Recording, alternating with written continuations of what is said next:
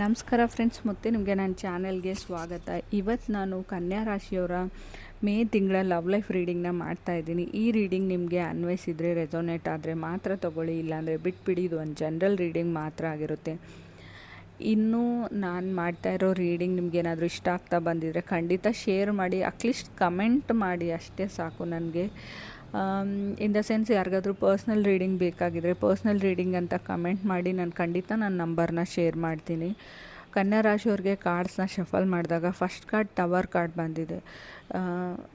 Taro cards ಬಗ್ಗೆ knowledge ಇರೋರಿಗೆ ಗೊತ್ತಿರುತ್ತೆ. Tower card represent delays in money ಅಂತ, ಅಥವಾ ಲವ್ ಲೈಫಲ್ಲಿ 7th house is someone is crossing you ಅಂತ ಹೇಳ್ಬೋದು. ಈ ಎನಿಮೀಸ್ ಅಂತ ಹೇಳ್ತೀವಿ, ಅವ್ರ ಲಿಮಿಟ್ಸ್ ಆ್ಯಂಡ್ ಲೈನ್ನ ಕ್ರಾಸ್ ಮಾಡ್ತಾರೆ. ಇನ್ ಕೇಸ್ ನೀವು ಮದುವೆ ಆಗಿದ್ರು, ನಿಮ್ಮ ಹಸ್ಬೆಂಡ್ ವೈಫ್ ಇರ್ಬೋದು, ಲೆವೆಲ್ ಆಫ್ ಲಿಮಿಟ್ಸ್ನ ಅವ್ರು ಕ್ರಾಸ್ ಮಾಡ್ತಿರ್ತಾರೆ ಅಂತ ಹೇಳ್ಬೋದು. Mars and Saturn is being giving getting anything in 10th house ಅಂತ ಹೇಳ್ತೀವಿ. ಇದು ನಿಮ್ಗೆ ಅರ್ಥ ಆಗಲ್ಲ actually. Jupiter is also big career break ಕೊಡ್ತಾ ಇದ್ದಾನೆ. ಬಟ್ ಏನು ಅಂದರೆ, ಒಂದು ನಿಮ್ಮ ರಿಲೇಷನ್ಶಿಪ್ಪಲ್ಲಿ ಪ್ರಾಬ್ಲಮ್ ಬರ್ಬೋದು. ಆಲ್ರೆಡಿ ಪ್ರಾಬ್ಲಮ್ ಸ್ಟಾರ್ಟ್ ಆಗಿ ಬ್ರೇಕಪ್ ಆಗಿ ಸಪ್ರೇಷನ್ನು ಕೆಲವ್ರದ್ದು ಆಗಿರ್ಬೋದು ಇತ್ತೀಚಿನ ದಿನಗಳಲ್ಲಿ ಅಂತ ಹೇಳ್ತೀವಿ. ಶನಿ ಮತ್ತು ಮಂಗಳ ದೇ ಆರ್ ಲೈಕ್ ಏನು ಹೇಳ್ಬೋದು, ನಾಟ್ ಗುಡ್ ಟುಗೆದರ್ ಅಂತ ಹೇಳ್ತೀವಿ ನಾವು. ಸೊ ಸಮಥಿಂಗ್ ನಿಮ್ಮ ಪ್ಲೇಸ್ಮೆಂಟಲ್ಲಿ ಹೇಳೋದಾದರೆ, ನಾನು in the sense of you are chasing someone, ಅಥವಾ ಅವ್ರು ನಿಮ್ಮನ್ನು ಫ್ರೀಕ್ವೆಂಟ್ಲಿ ಕಾಂಟ್ಯಾಕ್ಟ್ ಮಾಡೋಕ್ಕೆ ಟ್ರೈ ಮಾಡ್ತಾ ಇದ್ದಾರೆ, ನಿಮ್ಗೆ ಕಾಲ್ ಮಾಡಿ ಇರಿಟೇಟ್ ಮಾಡ್ತಾರೆ. Sometimes we call it black mailing ಅಂತ ಹೇಳ್ಬೋದು. ತುಂಬ ಹಿಂಸೆನ ನಿಮ್ಗೆ ಕೊಡ್ತಾ ಇರ್ಬೋದು. ಆ ಥರ ರೀಡಿಂಗ್ ಇದು. ತುಂಬ ಡೀಪಾಗಿ ಹೇಳಲ್ಲ. It may be something private things include ಆಗಿರುತ್ತೆ. ಸೆಕೆಂಡ್ ಒನ್ ಜಸ್ಟಿಸ್ ಕಾರ್ಡ್ ಇದೆ. ಇಂಪ್ಯಾಕ್ಟ್ ಯು ಡೋಂಟ್ ನೋ, ಏನು ನಂಗೆ ನ್ಯಾಯ ಸಿಗುತ್ತೋ ಇಲ್ವೋ ಅಂತ ಕೋರ್ಟಲ್ಲಿ ಏನಾದರೂ ಯಾವುದೋ ವಿಷಯಕ್ಕೆ ಕಿರಿಕಿರಿ ಲೀಗಲ್ ಕೇಸ್ ನಡೀತಾ ಇದ್ದರೆ. Third card knight of cups ಇದೆ. So knight of cups is saying, ಯಾವುದು ಸತ್ಯ ಇದೆ, ನೀವೇನೇ ಬ್ಲೇಮ್ ಮಾಡಿ, ನಿಮ್ಮ ಕಡೆ ನ್ಯಾಯ ಇದ್ದರೆ ನಿಮ್ಮ ಕಡೆ, ಅದರ್ ಪರ್ಸನ್ ಈಸ್ ಇನೋಸೆಂಟ್ ಇದ್ದರೆ ಅವ್ರ ಕಡೆ ಅಂತ ನಾನು ಹೇಳ್ತೀನಿ. ಫೋರ್ತ್ ಕಾರ್ಡ್ 9 ಆಫ್ ಪೆಂಟಿಕಲ್ಸ್ ಬಂದಿದೆ. ಸೊ 3 ಆಫ್ ಕಪ್ಸ್ ಇದೆ. ರೀಕನ್ಸಿಲೇಷನ್ ಹೇಳ್ತೀನಿ. ಪಾಸಿಟಿವ್ ನ್ಯೂಸ್ ಈಸ್ ಕಮ್ಮಿಂಗ್ ಅಂತ ಹೇಳ್ತೀನಿ. ಇವೊಂದು ನಾನು ಮೊದಲು ಹೇಳಿರೋದು ಏನೇ ಆಗಿರ್ಬೋದು ಕೆಲವ್ರ ಲೈಫಲ್ಲಿ, ಇನ್ನೂ ಕೆಲವ್ರಿಗೆ ನೀವು ಒಳ್ಳೆಯವರಾಗಿದ್ದರೆ, ನ್ಯಾಯ ನಿಮ್ಮ ಕಡೆ ಇದ್ದರೆ positive news is coming. 2 of wands ಇದೆ. 5 ಆಫ್ ಕಪ್ಸ್ ಇದೆ. ಯಾರಾದರೂ ನಿಮಗೆ ಕ್ಷಮೆ ಕೇಳ್ಬೋದು, ಕ್ಷಮಿಸ್ಬಿಡಿ. ಸಮ್ಟೈಮ್ಸ್ ಅವರು ಸಾರಿ ಕೇಳಿದರೆ ಅದನ್ನು ಆ್ಯಕ್ಸೆಪ್ಟ್ ಮಾಡ್ಕೊಳ್ಳಿ. They say sorry to you ಅಂತ ಕಾರ್ಡ್ ಹೇಳ್ತಾ ಇದೆ.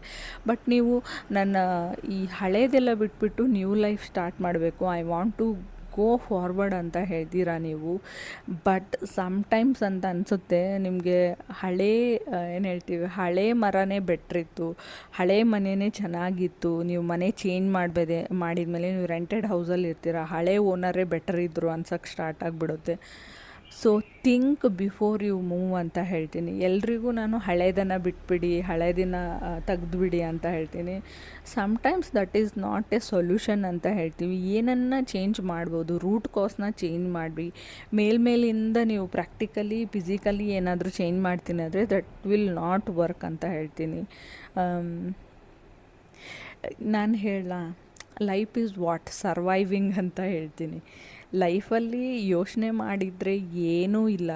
ಈ ಸ್ಪಿರಿಚುವಾಲಿಟಿಯಲ್ಲಿ ಇದ್ದವ್ರಿಗೆ ಇದು ಅರ್ಥ ಆಗುತ್ತೆ. ಕೆಲವೊಮ್ಮೆ ಇದು ಮೋಹ ಮಾಯ ಅಂತ ಹೇಳ್ತೀವಿ.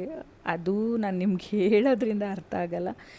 ಏಜ್ ಆದಮೇಲೆ ಯು ರೀಚ್ 60-70 ಇಯರ್ಸ್ ಓಲ್ಡ್, ಆವಾಗ ನಿಮ್ಗೆ ಅರ್ಥ ಆಗುತ್ತೆ, ನಾನು ಇದಕ್ಕೋಸ್ಕರ ಇಷ್ಟೊಂದು ಕಷ್ಟಪಟ್ಟನ. ಸೊ ಯಾರ ದ್ವೇಷನೂ ಕಟ್ಕೊಳ್ಬೇಡಿ, ಯಾರ ಮೇಲೂ ದ್ವೇಷ ಸಾಧಿಸ್ಬೇಡಿ.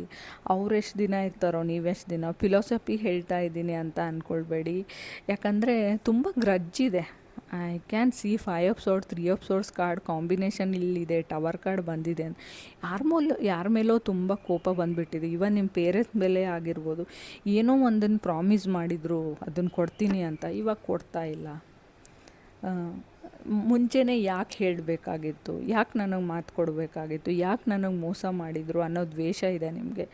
ತುಂಬ ಹತ್ರದವ್ರ ಮೇಲೇ ದ್ವೇಷ ಸಾಧಿಸ್ತಾ ಇದ್ದೀರಾ. 2 ಆಫ್ ಸಾರ್ಡ್ಸ್ ಕಾರ್ಡ್ ಕೊಡಿದೆ. Cross road, there much more upset ಅಂತ ಹೇಳ್ಬೋದು. ನೀವು ಅಥವಾ ನೀವು ಕನೆಕ್ಟ್ ಆಗಿರೋ ಪರ್ಸನು ಅಥವಾ ನಿಮಗೆ ಯಾರ ಮೇಲೆ ಕೋಪ ಇದೆಯೋ, ನಿಮ್ಮ ಎನರ್ಜೀಸ್ ಯಾರ ಹತ್ರ ಹೋಗ್ತಾ ಇದೆಯೋ ಅವ್ರ ಮೇಲೆ, ಅವರು ಲೈಫಲ್ಲಿ ತುಂಬ ಕಷ್ಟಪಡ್ತಾ ಇದ್ದಾರೆ.